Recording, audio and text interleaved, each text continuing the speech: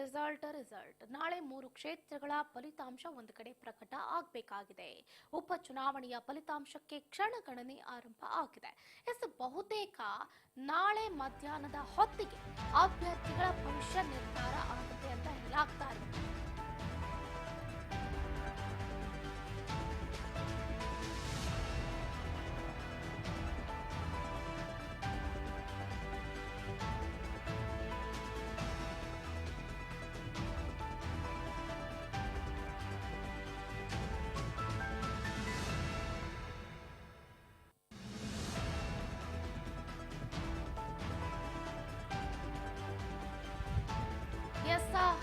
ನಾಳೆ 3 ಕ್ಷೇತ್ರಗಳ ಫಲಿತಾಂಶ ಪ್ರಕಟ ಆಗುತ್ತೆ.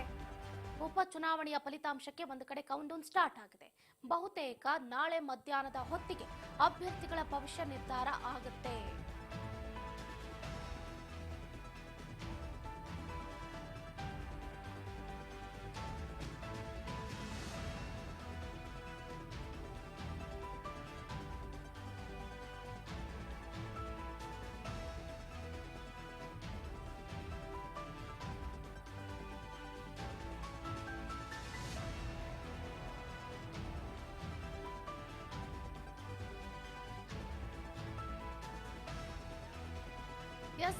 ಮೈತ್ರಿ ಅಭ್ಯರ್ಥಿ ನಿಖಿಲ್ ಕುಮಾರಸ್ವಾಮಿ ಗೆದ್ರೆ ಸಚಿವನಿಗೆ ಸಂಕಷ್ಟ ಎನ್ನಲಾಗ್ತಾ ಇದೆ. ಸಿಎಂ ಸಿದ್ದರಾಮಯ್ಯನವರ ಪರಮ ಆಪ್ತ ಸಚಿವ ಬಿಸೆಟ್ ಜಮೀರ್ ಅಹಮದ್ ಖಾನ್ಗೆ ಭಾರಿ ಸಂಕಷ್ಟ ಎನ್ನಲಾಗ್ತಾ ಇದೆ. ಚನ್ನಪಟ್ಟಣದ ಸೋಲು ಗೆಲುವಿನ ಲೆಕ್ಕಾಚಾರ ಒಂದು ಕಡೆ ಆದ್ರೆ ಜಮೀರ್ ಅಹಮದ್ ಖಾನ್ ಅವರು ಕೊಟ್ಟಿರುವಂತಹ ಹೇಳಿಕೆಯಿಂದಾನೆ ನಿಖಿಲ್ ಕುಮಾರಸ್ವಾಮಿ ಗೆದ್ರು, ಕಾಂಗ್ರೆಸ್ ಅಭ್ಯರ್ಥಿ ಸಿಪಿ ಯೋಗೀಶ್ವರ್ ಅವರು ಸೋತ್ರು ಅನ್ನುವಂತಹ ಮಾತು ಬರುತ್ತೆ.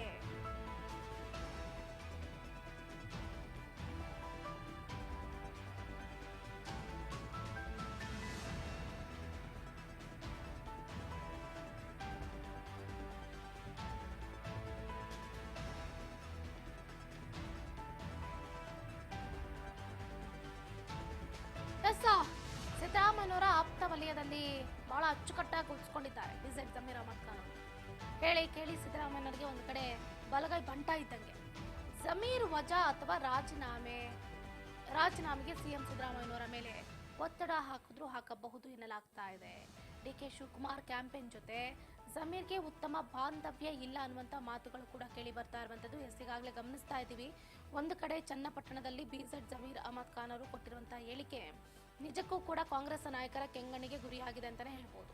ಕರಿಯ ಅನ್ನುವಂತಹ ಹೇಳಿಕೆ ಆಗಿರ್ಬೋದು ಅಥವಾ ಮಾಜಿ ಪ್ರಧಾನಿ ದೇವೇಗೌಡರು ಏನೋ ಆಂಬ್ಯುಲೆನ್ಸ್ ಅಲ್ಲಿ ಬಂದು ಪ್ರಚಾರವನ್ನ ಮಾಡಬೇಕಾಗುತ್ತೆ ಅನ್ನುವಂತಹ ಹೇಳಿಕೆಗಳು ಎಲ್ಲೋ ಒಂದು ಕಡೆ ಚನ್ನಪಟ್ಟಣದ ಜನತೆಯ ಕೆಂಗಣ್ಣಿಗೆ ಗುರಿಯಾದ್ರು. ಅದರಲ್ಲೂ ಮುಖ್ಯವಾಗಿ ಸ್ಟಾರ್ ಪ್ರಚಾರಕರು ಅಂತ ಅಂದ ತಕ್ಷಣ ಬಾಯಿಗೆ ಬಂದಂಗೆ ಹೇಳಿಕೆಗಳನ್ನ ಕೊಡೋದಲ್ಲ. ಓಕೆ, ಸ್ಟಾರ್ ಪ್ರಚಾರಕರು ಅಂದ್ರೆ ಅವ್ರಿಗೊಂದು ಗತ್ತಿರುತ್ತೆ, ಗೈರತ್ತಿರುತ್ತೆ, ಅವರಿಗೆ ಆದಂತಹ ಅಭಿಮಾನಿ ಬಳಗ ಇರುತ್ತೆ. ಅದನ್ನ ಹೇಗೆ ನಾವು ರೂಪಿಸ್ಕೊಂಡು ಹೋಗ್ಬೇಕು ಅನ್ನೋದು ಗೊತ್ತಿರಬೇಕಾಗುತ್ತೆ. ಬಟ್ ಬಿಸೆಟ್ ಜಮೀರ್ ಅಹಮದ್ ಖಾನ್ ಅವರು ಎಲ್ಲೋ ಒಂದು ಕಡೆ ಪ್ರಚಾರ ಮಾಡುವ ಭರದಲ್ಲಿ ನಾಲಿಗೆಯನ್ನ ಹರಿಬಿಟ್ಟು ಈಗ ಪೇಚಿಗೆ ಸಿಲ್ಕಾಕೊಂಡ್ರ ಅಂತಂದ್ರೆ ಎಸ್ ಅಫ್ಕೋರ್ಸ್ ಅಂತಾನೆ ಹೇಳ್ಬೇಕಾಗುತ್ತೆ. ನೋಡಿ, ವರ್ಣಭೇದದ ಬಗ್ಗೆ ಮಾತಾಡಿದ್ದು ಒಂದು ಕಡೆ ಬಹಳ ತಪ್ಪು.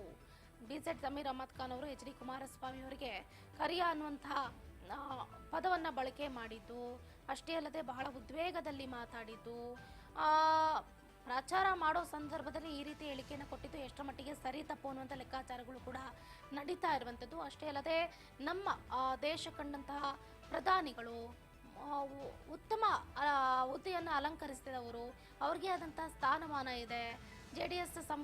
ಜೆಡಿಎಸ್ ಪಕ್ಷದ ಒಂದು ಕಟ್ಟಾಳು ಅಂತಾನೆ ಹೇಳ್ಬೋದು ಮಾಜಿ ಪ್ರಧಾನಿ ದೇವೇಗೌಡರು.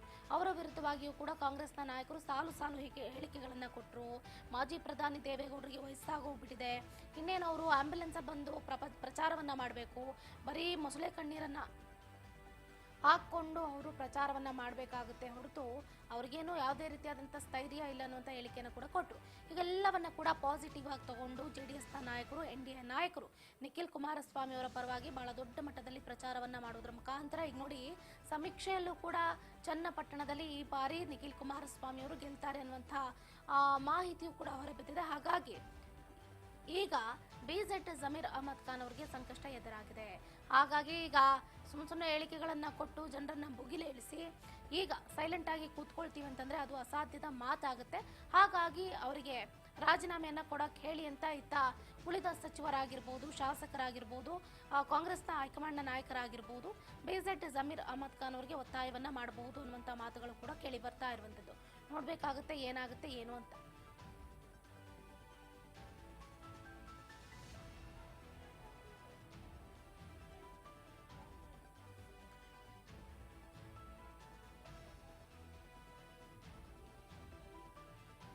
ಸೊ ಒಟ್ಟಾರೆಯಾಗಿ ನಾಳೆ 3 ಕ್ಷೇತ್ರಗಳ ರಿಸಲ್ಟ್ ಅನೌನ್ಸ್ ಆಗುತ್ತೆ. ಈ ರಿಸಲ್ಟ್ನಲ್ಲಿ ಏನಾಗುತ್ತೆ ಏನು ಅನ್ನುವಂಥ ಪ್ರಶ್ನೆ ಮಾತ್ರ ಮೂಡ್ತಾ ಇದೆ. ಸಂಡೂರು, ಚನ್ನಪಟ್ಟಣ, ಶಿಗ್ಗಾವಿಯಲ್ಲಿ ಗೆಲುವು ಯಾರ ಪಾಲಾಗುತ್ತೆ ಅನ್ನುವಂಥ ಕುತೂಹಲ ಮಾತ್ರ ಮನೆ ಮಾಡ್ತಾ ಇದೆ. ಇದರ ಬಗ್ಗೆ ಹೆಚ್ಚಿನ ಡೀಟೇಲ್ಸ್ ಅನ್ನ ಕೊಡ್ತಾ ಹೋಗ್ತಾರೆ ನಮ್ಮ ಪೊಲಿಟಿಕಲ್ ರಿಪೋರ್ಟರ್ ರೇಣುಕಾ ಫೋನ್ ಸಂಪರ್ಕದಿಂದ ಜಾಯ್ನ್ ಆಗ್ತಿದ್ದಾರೆ.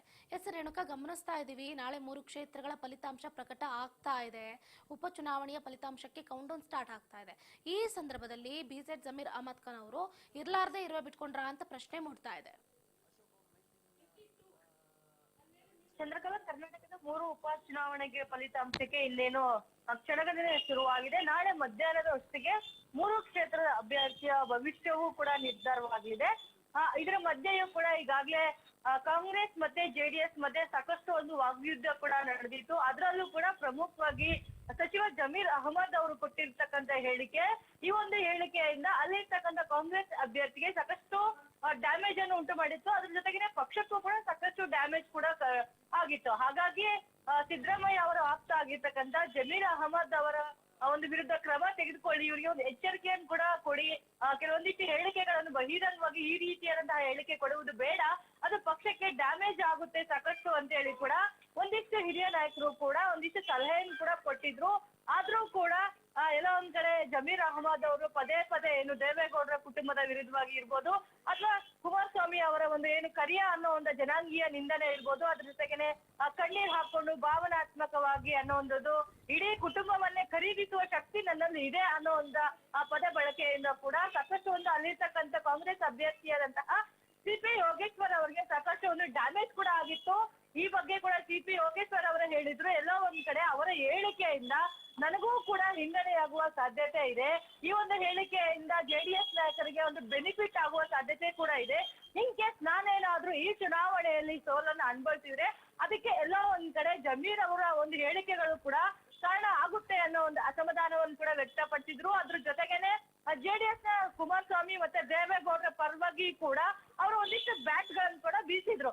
ಯಾಕೆಂದ್ರೆ ಈ ಒಂದು ಚುನಾವಣೆ ಅಷ್ಟು ಸುಲಭವಾದದ್ದಲ್ಲ, ಅವರು ಕೂಡ ಸಮಬಲವಾದ ಒಂದು ಹೋರಾಟ ಮಾಡಿದ್ದಾರೆ, ಅವ್ರಿಗೂ ಕೂಡ ಜನಮತ ಸಿಗುವುದು ಕೂಡ ಸಾಧ್ಯತೆಗಳು ಕೂಡ ಇದೆ ಅಂತ ಹೇಳಿ ಅವರು ಕೂಡ ಎಲ್ಲ ಒಂದ್ ಕಡೆ ಸೋಲಿನ ಆತಂಕದಲ್ಲೂ ಕೂಡ ಈ ಒಂದು ಹೇಳಿಕೆಯನ್ನು ಕೂಡ ಕೊಟ್ಟಿದ್ರು. ಇದ್ರ ವಿರುದ್ಧವಾಗಿ ಕೂಡ ಏನು ಜಮೀರ್ ಅವರು ಪದೇ ಪದೇ ಈ ರೀತಿಯಾದಂತಹ ಹೇಳಿಕೆಗಳಿಗೂ ಕೂಡ DCM DK ಶಿವಕುಮಾರ್ ಅವರು ಕೂಡ ಅವರಿಗೆ ಒಂದು ಎಚ್ಚರಿಕೆಯನ್ನು ಕೂಡ ರವಾನೆ ಮಾಡಿದ್ರು. ಯಾಕೆಂತಂದ್ರೆ ಆ ಒಂದು ಕ್ಷೇತ್ರದಲ್ಲಿ ಹೇಗಾದ್ರೂ ಮಾಡಿ ಕಾಂಗ್ರೆಸ್ ಅಭ್ಯರ್ಥಿಯನ್ನು ಗೆಲ್ಲಿಸ್ಕೊಂಡು ಬರ್ಬೇಕು ಅಂತೇಳಿ DK ಬ್ರದರ್ಸ್ ಕೂಡ ಪಣ ತೊಟ್ಟಿದ್ರು. ಆ ಒಂದು ಹಿನ್ನೆಲೆಯಲ್ಲೇ CP ಯೋಗೇಶ್ವರ್ ಅವರನ್ನು ಆ ಕ್ಷೇತ್ರದಲ್ಲಿ ಕಣಕ್ಕೆ ಇಳಿಸಿ ಅವರ ಪರವಾಗಿ ಮತಯಾಚನೆ ಮಾಡಿ ಹೇಗಾದ್ರೂ ಮಾಡಿ ಕಾಂಗ್ರೆಸ್ ಅಭ್ಯರ್ಥಿಯನ್ನು ಆ ಕ್ಷೇತ್ರದಲ್ಲಿ ಮತ್ತೆ ತಮ್ಮ ಒಂದು ವಶಕ್ಕೆ ಪಡೆದುಕೊಳ್ಬೇಕು ಅನ್ನೋ ಒಂದು ನಿಟ್ಟಿನಲ್ಲಿ ಸಾಕಷ್ಟು ಸರ್ಕಸ್ ಮಾಡಿದ್ರು. ಆದ್ರೆ ಎಲ್ಲಾ ಒಂದು ಸರ್ಕಸ್ಗೆ ಒಳೆಯಲ್ಲಿ ಎಣ್ಣೆಯು ತರದಂತಹ ಆಗಿತ್ತು ಈ ಒಂದು ಜಮೀರ್ ಅವರ ಒಂದು ಹೇಳಿಕೆಯಿಂದಾಗಿ. ಅವರು ಕೂಡ ಎಚ್ಚರಿಕೆಯನ್ನು ಕೊಟ್ಟಿದ್ರು, ಈ ರೀತಿಯಾದಂತಹ ಹೇಳಿಕೆ ಕೊಡಬಾರ್ದು ಅಂತ ಹೇಳಿ ಕೂಡ. ಇನ್ನು ಸಿದ್ದರಾಮಯ್ಯ ಅವರ ಒಂದಿಷ್ಟು CM ಸಿದ್ದರಾಮಯ್ಯ ಅವ್ರಿಗೂ ಕೂಡ ಒಂದಿಷ್ಟು ಜನ ಸಲಹೆಯನ್ನು ಕೂಡ ಕೊಟ್ಟಿದ್ರು. ಅವರು ಪದೇ ಪದೇ ಒಂದು CM ಸಿದ್ದರಾಮಯ್ಯ ಅವರು 5 ವರ್ಷ CM ಆಗಿರ್ತಾರೆ ಅಂತ ಹೇಳಿ ಹೇಳಿಕೆಗಳನ್ನು ಕೂಡ ಕೊಡ್ತಾ ಇದ್ರು. ಅದರ ವಿರುದ್ಧವಾಗಿ ಕೂಡ ಕಾಂಗ್ರೆಸ್ ನಾಯಕರು ಒಂದು ಸಾಕಷ್ಟು ಅಸಮಾಧಾನವನ್ನು ಕೂಡ ವ್ಯಕ್ತಪಡಿಸ್ತಾ ಇದ್ರು.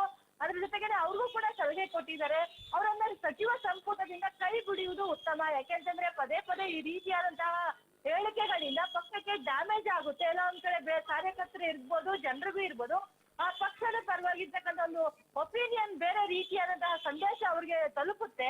ಹಾಗಾಗಿ ಅವರನ್ನ ಸಚಿವ ಸಂಪುಟದಿಂದ ಕೈ ಬಿಟ್ರೆ ಉತ್ತಮ ಅಂತ ಹೇಳಿ ಕೂಡ ಈಗಾಗಲೇ ಒಂದಿಷ್ಟು ಕಾಂಗ್ರೆಸ್ನ ನಾಯಕರು ಕೂಡ ಅವ್ರಿಗೆ ಒಂದು ಸಲಹೆಯನ್ನು ಕೂಡ ಕೊಟ್ಟಿರುವಂತದ್ದು. ಅದೇ ರೀತಿಯಾದಂತಹ ಇನ್ನು ಚನ್ನಪಟ್ಟಣ ವಿಧಾನಸಭಾ ಕ್ಷೇತ್ರದಲ್ಲೂ ಹೋದ್ರೆ ಚಂದ್ರಕಲಾ, ಆ ಒಂದು ಕ್ಷೇತ್ರದಲ್ಲೂ ಕೂಡ ಈಗಾಗಲೇ ಅಲ್ಲಿರ್ತಕ್ಕಂಥ ಏನು ಮತದಾರರ ಪ್ರಭುಗಳ ಮತ ಹಾಕಿದ ಆ ಒಂದು ಹಿನ್ನೆಲೆಯಲ್ಲೂ ಕೂಡ ಅದ್ರ ಜೊತೆಗೇನೆ ಸಮೀಕ್ಷೆಗಳ ಪ್ರಕಾರ ಹೋಗ್ತಾ ಹೋದ್ರೆ ಆ ಒಂದು ಕ್ಷೇತ್ರದಲ್ಲಿ ಈ ಬಾರಿ ನಿಖಿಲ್ ಕುಮಾರಸ್ವಾಮಿ ಅವರಿಗೆ ಗೆಲುವು ಕಟ್ಟಿಟ್ಟ ಬುತ್ತಿ ಅಂತಾನೆ ಹೇಳಲಾಗ್ತಾ ಇದೆ. ಯಾಕೆಂತಂದ್ರೆ ಆ ಒಂದು ಕ್ಷೇತ್ರದಲ್ಲಿ ಈ ಹಿಂದೆ ಕುಮಾರಸ್ವಾಮಿ ಅವರು ಕೂಡ ಶಾಸಕರಾಗಿದ್ರು, ಸಿಎಂ ಕೂಡ ಆಗಿದ್ರು, ಅದೇ ರೀತಿಯಾದ ಈಗ ಸದ್ಯ ಕೇಂದ್ರ ಸಚಿವರು ಆಗಿದ್ದಾರೆ.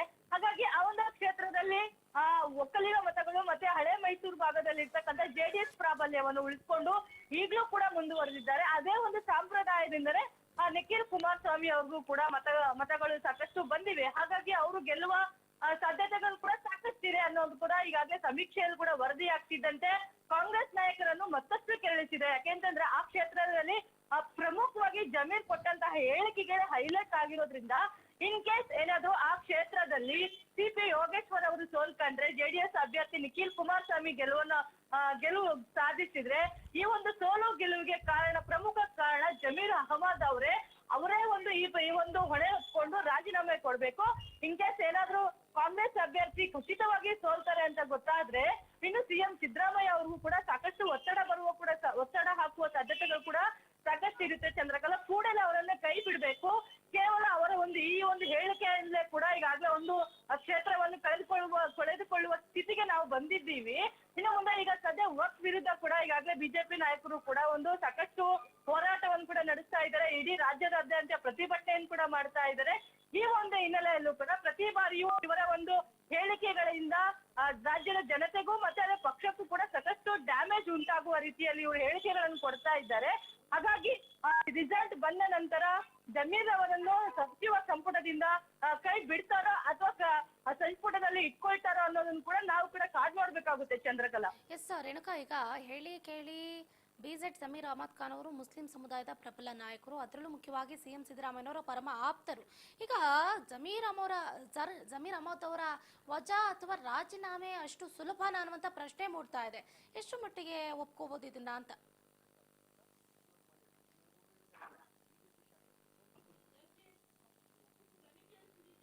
ಎಸ್ ರೇಣುಕಾ, ನನ್ನ ಧ್ವನಿ ಕೇಳಿಸ್ತಾ ಇದೆ ನಿಮಗೆ?